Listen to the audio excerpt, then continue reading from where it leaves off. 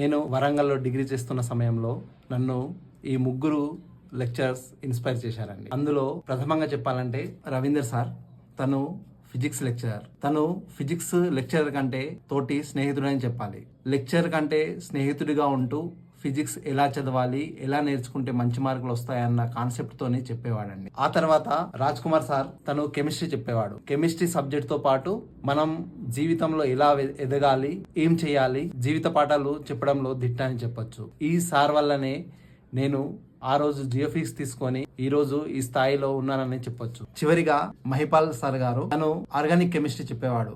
Organic chemistry అంటే భయపడే నాకు ఆర్గానిక్ కెమిస్ట్రీని ఇంత ఈజీగా కూడా నేర్చుకోవచ్చని ఆయన పాఠాల వల్ల మాకు చెప్పడం జరిగింది. సో ఈ ముగ్గురు గురువులు లేకపోతే నేను ఈ రోజు ఈ స్థాయిలో ఉండేవాడిని కాదు. ఈ సందర్భంగా ఈ ముగ్గురు లెక్చరర్స్ కి నేను నా కృతజ్ఞతాభివందనాలు తెలియజేస్తున్నాను. మరి మీరు ఏ గురువులకి ఇన్స్పైర్ అయ్యారో కామెంట్స్ చెప్పండి.